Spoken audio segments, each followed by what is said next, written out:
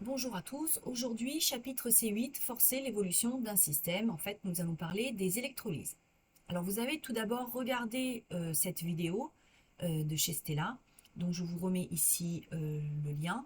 Et donc vous avez vu tout le cours. Donc ce qu'on va faire plutôt dans cette vidéo, c'est 5 exercices avec des questions types de ce que vous pouvez retrouver d'une façon générale sur les exercices de bac.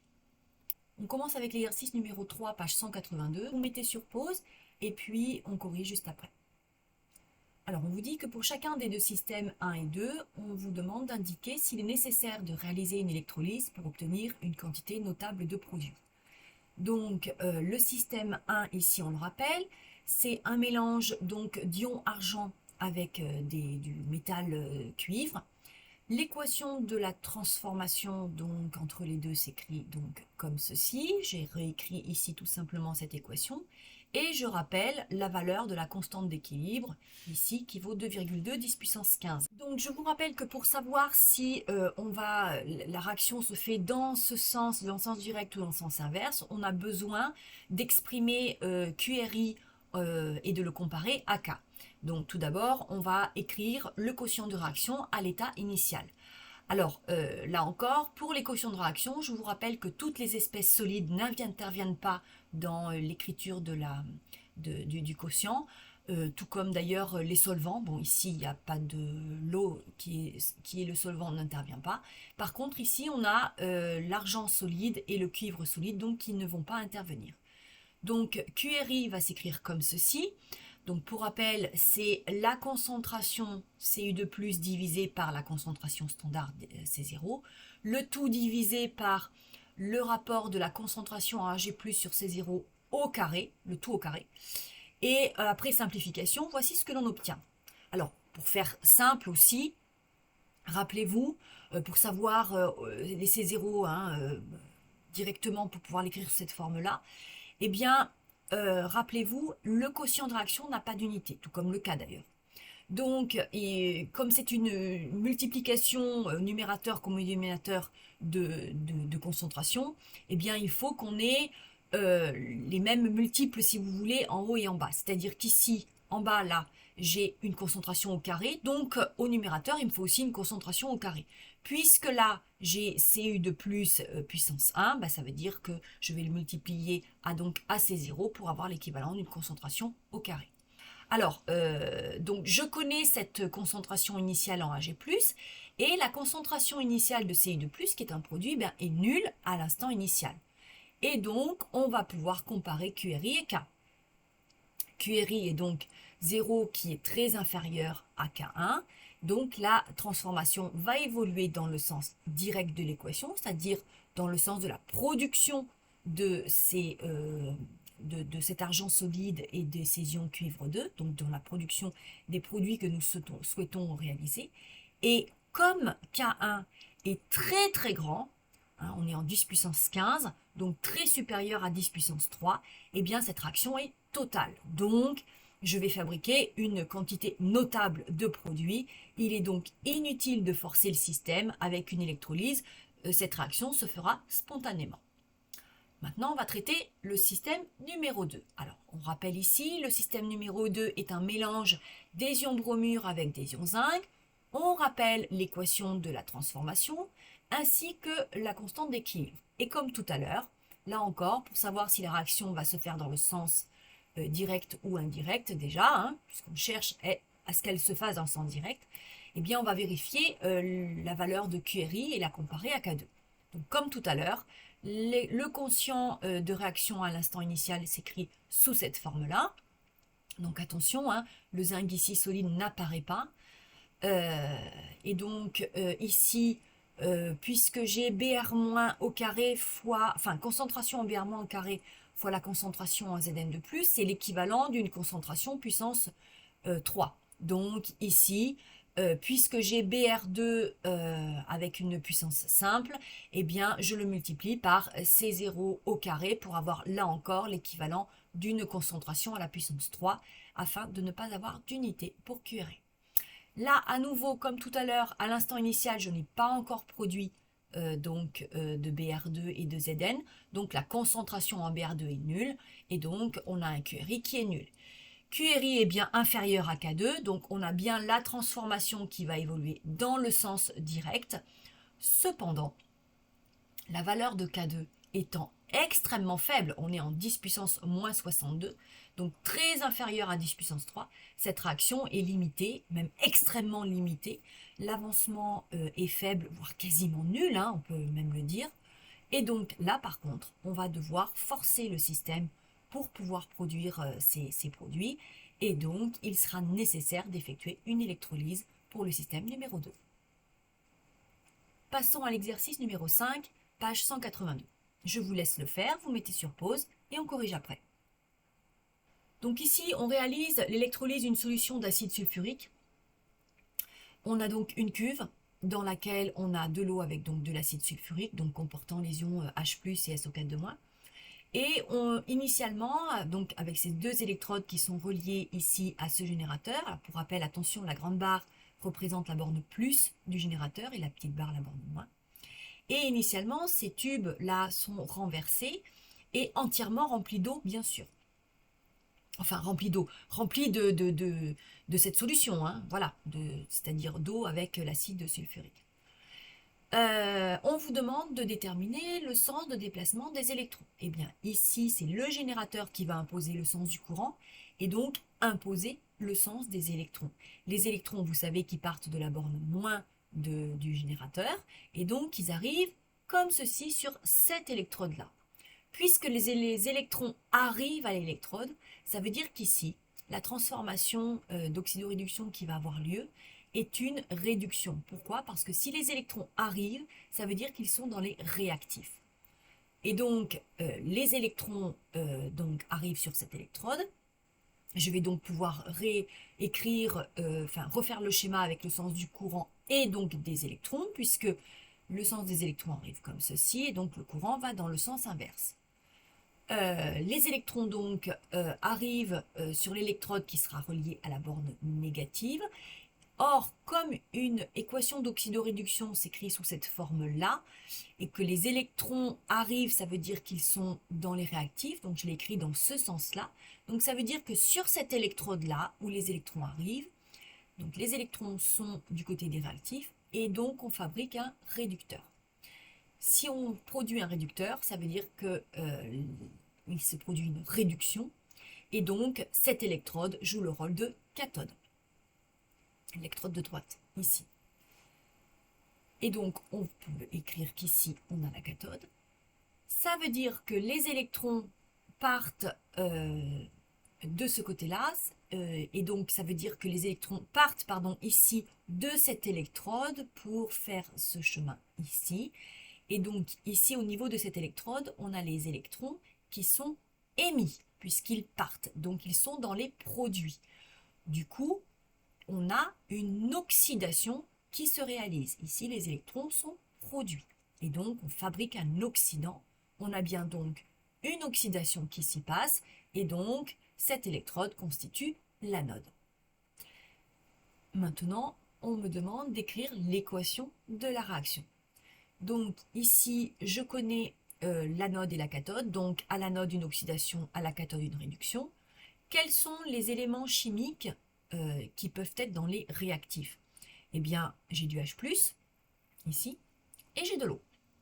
Donc, H2O va se transformer en O2, c'est une oxydation, et H+, va se transformer en H2, c'est une réduction.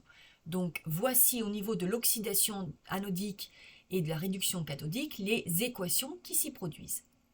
Dans les réactifs, je rappelle, vous ne pouvez avoir que les espèces chimiques présentes. Donc, voici les deux gaz qui sont produits. Je vous rappelle également que pour faire le bilan, il doit y avoir autant d'électrons produits que d'électrons consommés. Donc, je vais multiplier toute cette équation par 2 et faire une addition membre à membre. Voici donc l'équation qui se fait au niveau de l'électrolyse. Attention, j'ai oublié d'écrire ici que l'H2O est sous la forme liquide. Quatrième question, on vous demande de comparer en justifiant les volumes de gaz dégagés aux deux électrodes. Donc les deux gaz dégagés sont O2 au niveau de l'anode, donc ici, et H2 au niveau de la cathode. Donc ici, vous voyez qu'on a 2 fois plus de gaz ici produit à la cathode qu'à l'anode. En effet, d'après l'équation stoichiométrique, on a 2 fois plus de H2 produit, donc à la cathode, ici, que de O2 produit ici à l'anode. Donc d'après la stoichiométrie de l'équation de la réaction, il se forme 2 fois plus de dihydrogène que de dioxygène. Ce résultat est donc cohérent avec le schéma où l'on observe un volume dégagé 2 fois plus grand à la cathode qu'à l'anode. Passons à l'exercice suivant. Le numéro 6, page 182, vous mettez sur pause et on corrige après.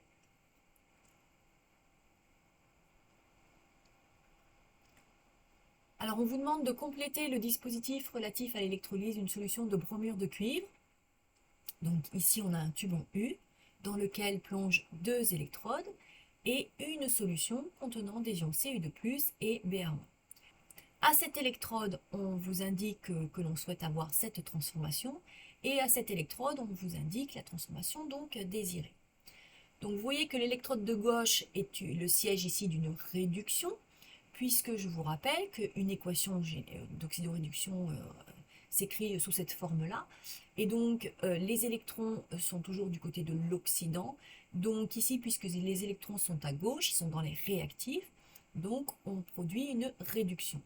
Donc ça veut dire que les électrons doivent arriver sur cette électrode.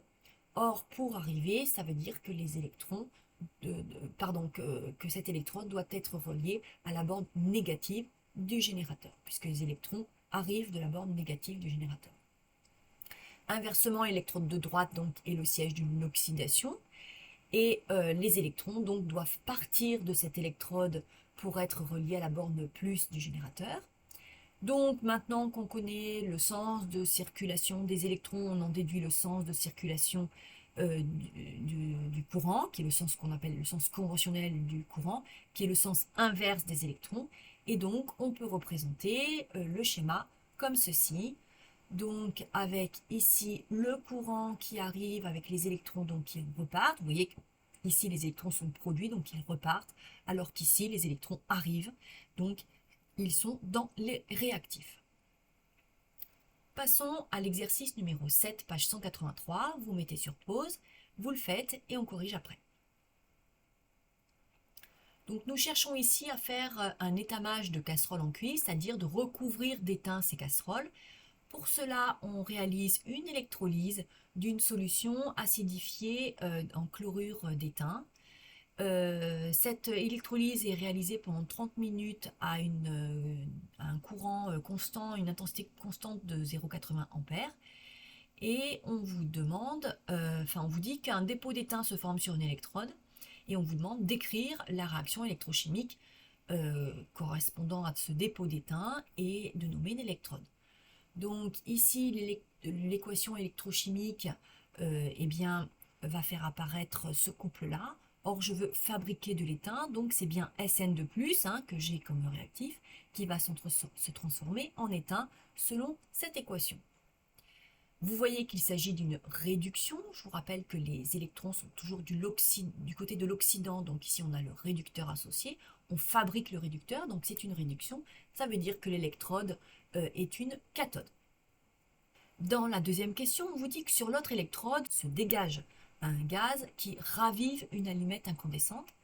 Donc là, vous savez tout de suite que le gaz dégagé est donc du dioxygène, puisque c'est lui qui rallume une allumette incandescente.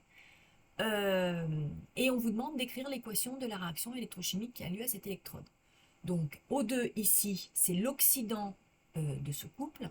Or, cette solution, bien sûr, est aqueuse, donc ça veut dire que le solvant, c'est l'eau. Et donc, on a ici l'eau qui va se transformer en O2. Donc, il va se faire une oxydation de l'eau selon cette équation-là, avec donc les électrons qui sont produits. Donc, puisqu'il s'agit d'une oxydation, ça veut dire que l'électrode est une anode. Et enfin, on vous demande de déterminer la quantité d'étain, puis la masse d'étain qui va se déposer au cours de cette électrolyse, je vous rappelle, qui dure 30 minutes à 0,80 A. Donc, connaissant delta T et connaissant I, on peut en déduire Q. qui est aussi égale, cette quantité d'électricité, à à la quantité de matière d'électrons qui vont circuler pendant ces 30 minutes, hein, sous cette intensité, multiplié par la constante de Faraday. Alors attention ici, la constante de Faraday ne vous est pas redonnée, elle vaut 96 500 coulombs par mol pour rappel. Vous l'avez en données dans votre livre. Donc ici, je connais tout, sauf la quantité d'électrons qui a circulé. Or, moi, ce que l'on me demande, c'est le nombre de moles d'étain. Donc, il faut que je relie cette quantité d'électrons au nombre de moles d'étain grâce à cette équation.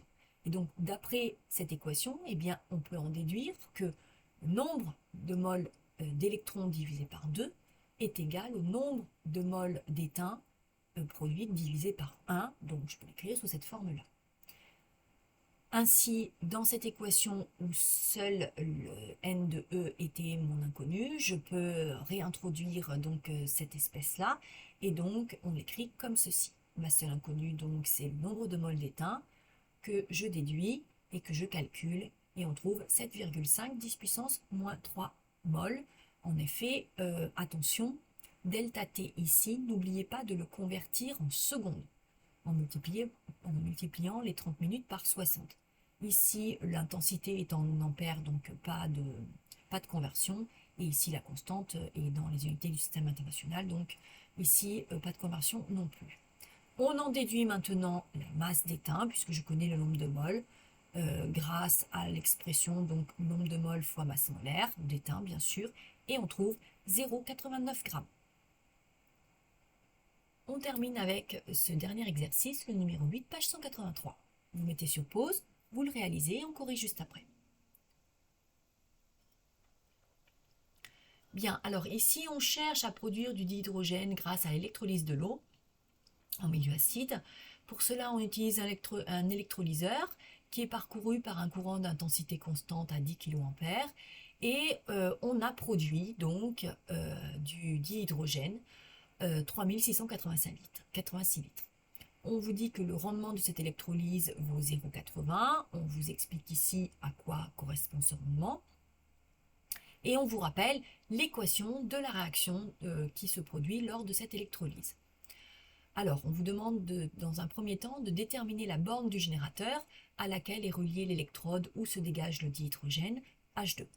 Donc ici, on cherche à produire H2. Donc on va avoir H+, qui est donc l'eau en milieu acide, ça veut dire qu'il y a du H+, hein, donc qui est le réactif qui va produire du H2. Vous voyez qu'on réalise ici une réduction. Donc, puisqu'on réalise une réduction, puisque H2 est le réducteur de ce couple, eh bien, ça veut dire que l'électrode doit être, à laquelle se produit cette réduction est une cathode. Or, ici, la cathode doit recevoir les électrons, donc doit être reliée à la borne moins du générateur. Puisque je vous rappelle, l'oxydant plus des électrons donne le réducteur. Donc les électrons ici sont dans la partie des réactifs, ça veut dire que l'électrode doit recevoir les électrons. On passe à la deuxième question où on vous demande d'estimer la durée de l'électrolyse. Alors tout à l'heure dans l'exercice précédent, on vous donnait l'intensité et le temps et on vous en demandait donc une quantité de produits formés. Ici, c'est presque la même chose. Ici, sauf qu'ici, on vous donne la quantité de produits formés, enfin à quelque chose près puisqu'on vous donne le volume, on vous donne l'intensité et on vous demande le temps. Donc, on va tout d'abord raisonner avec un rendement maximal pour pouvoir exprimer VH2 maximal. Hein.